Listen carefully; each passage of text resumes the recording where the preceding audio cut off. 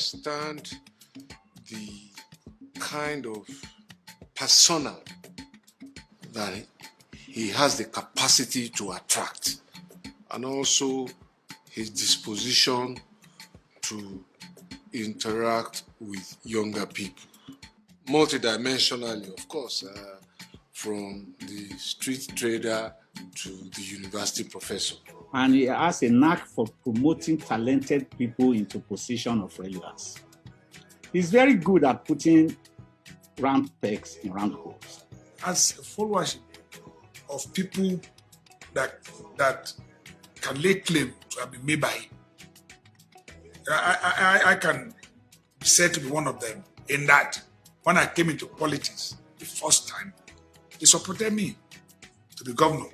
He was here in Ondo State, campaigned for me. Yes, maybe along the line, by the time it was second term, I was going to run. We went different ways. But that does not matter. It's all part of politics. But this time around, when I ran again, he came back. And we are there. So we cannot take away from him the fact that we have more or less like a number of us who can be said to have had from his own, who are tutelage, can be said to be in his own political class. He was like a teacher to so many people, and many people grew up. Bola Ahmed Adekunle Tinubu is a Nigerian accountant and politician who served as the governor of Lagos State from 1999 to 2007 and senator for Lagos West during the brief Third Republic. In June 2022, he was chosen as the All Progressive Congress candidate in the 2023 Nigerian presidential election. Tinubu was born on the 29th of March 1952. His mother, Abibatu Mogaji, was a trader that later became the Iyaloja of Lagos State. He attended St. John's Primary School, Aroloya, Lagos, and Children's Home School in Ibadan. Tinubu then went to the United States in 1975, where he studied first at Richard J. Daley College in Chicago and then at Chicago State University. He graduated in 1979 with a Bachelor of Science degree in accounting. He returned to Nigeria in the early 1980s and was employed by Mobil Nigeria as an accountant, before entering politics as a Lagos West senatorial candidate in 1992 under the banner of the Social Democratic Party. After dictator Sani Abacha dissolved the Senate in 1993, Tinubu became an activist campaigning for the return of democracy as a part of the National Democratic Coalition movement. His political career began in 1992 when he joined the Social Democratic Party, where he was a member of the People's Front faction, led by Shehu Musa Yar'Adua, and made up of other politicians such as Umar Yar'Adua, Atiku Abubakar, Babangana King Gigbe, Rabiu Kwakwanso, Abdullahi Haliyu Sumaila, Magaji Abdullahi, Dapo Sarumi, and Yomi Hedu. He was elected to the Senate representing the Lagos West constituency in the short-lived Nigerian Third Republic. After the results of the 12 June 1993 presidential elections were annulled, Tinubu became a founding member of the pro-democracy National Democratic Coalition, a group which mobilized support for the restoration of democracy and recognition of Moshood Abiola as winner of the 12 June election. Following the seizure of power as military head of state of General Sani Abacha, he went into exile in 1994 and returned to the country in 1998 after the death of the military dictator, which ushered in the transition to the Fourth Nigerian Republic. In the run-up to the 1999 elections, Bola Tinubu was a protege of Alliance for Democracy leaders Abraham Adesanya and Ayo Adebanjo. He went on to win the AD primaries for the Lagos State governorship elections in defeating Funsho Williams and Wahab Dosumu, a former Minister of Works and Housing. In January 1999, he stood for the position of Governor of Lagos State on the AD ticket and was elected governor. We plan to have a private sector partnership, either BOT or BOO, in our infrastructure development. Need companies that are ready to invest in some of the highways and bridges and told them. We need a huge interested party in telecommunication.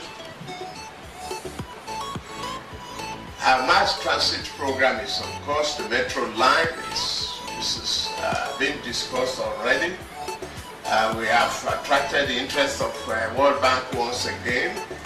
We think we are evaluating between the light rail that is less disruptive and destructive to the right of way. We are looking at this corridor of the existing railway track to, according to the study already conducted by the World Bank, to take off from west to east and south to north. And then we can now support some other areas either with metro or mass transit system. That is a program that we must embark on quickly. And that we are very serious. When he assumed office in May 1999, Tinubu promised 10,000 housing units for the poor with little achieved. During the 8-year period of his being in office, he made large investments in education in the state and also reduced the number of students in the state by returning many schools to the already settled former ones. He also initiated new road construction required to meet the needs of the fast-growing population of the state. Tinubu, alongside a new deputy governor, Femi Pedro, won re-election into office as governor in April 2003. All other states in the southwest fell to the People's Democratic Party in those elections. He was involved in a struggle with the Olusegun Obasanjo-controlled federal government over whether Lagos State had the right to create new local council development areas to meet the needs of its large population. The controversy led to the federal government seizing funds meant for local councils in the state. During the later part of his term in office, he was engaged in continuous clashes with PDP powers such as Adeseye Ogunlewe, a former Lagos State senator who had become Minister of Works, and Bode George, the Southwest chairman of the PDP. Relations between Tinubu and Deputy Governor Femi Pedro became increasingly tense after Pedro declared his intention to run for the gubernatorial elections. Pedro competed to become the AC candidate for governor in the 2007 elections, but withdrew his name on the eve of the party nomination. He defected to the Labour Party while still keeping his position as deputy governor. Tinubu's tenure as Lagos State governor ended on 29 May 2007 when his successor, Babatunde Fashola of the Action Congress, took office. A leader without character, without the vision to develop other talents, even if you have the great achievement in brick and mortar, building bridges and all that, if you don't build other successes, if you don't surround yourself and build a team of visionary people, you will lose your legacy. Bola Tinubu is a man with a lot of controversies. Tinubu has been widely perceived as the godfather of Lagos. His role in pulling the strings of the mega city state was exposed in The Lion of Babylon, a 2015 documentary film highlighting Tinubu's political and financial grip on the city-state. Tinubu filed a 150 billion naira libel charge against the producers AIT, and the documentary stopped airing on 6 March 2015. Nonetheless, antecedents such as his overbearingness on successors, such as in December 2009, when there were reports that Fashola and Tinubu had fallen out over the issue of Fashola's re-election in 2011, with Tinubu preferring the Commissioner for Environment, Muiz Banire, and a similar scuffle in 2015 over Fashola's successor, pitting Tinubu against him, who threw his full weight behind Akinwumi Ambode, who later succeeded Fashola and was himself ousted out of office by Tinubu, replacing him with incumbent Babajide Sanwo-Olu. Tinubu is a Muslim. He is married to Oluremi Tinubu, the current senator of the Lagos Central Senatorial District. Tinubu's mother, Habibat Mogaji, died on the 15th of June 2013 at the age of 96. On the 31st October 2017, his son, Jide Tinubu, had a heart attack while in London and was later confirmed dead. Tinubu holds both the chieftaincies of the Asiwaju of Lagos and the Jagaban of Bogo Kingdom in Niger State. On the 10th of January 2022, Tinubu announced his intention to run for the president of Nigeria to President Buhari. This was the formal form of announcement from him. On the 8th of June 2022, Tinubu won the presidential primary of the ruling All Progressive Congress, scoring 1,271 to defeat Vice President Yemi Osinbajo and Rotimi Amechi, who scored 235 and 316 respectively. Destroyers can bring Nigeria backwards. Forward, we are moving. I must thank our men and women in uniform,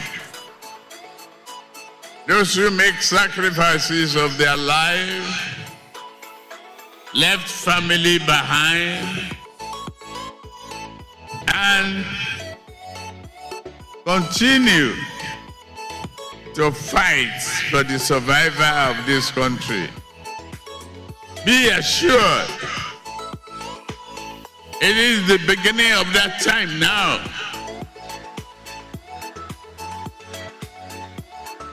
You will get reward and enjoy a part of your life. You won't sacrifice for nothing. Progressives, we are a nation builder. We are not destroyers.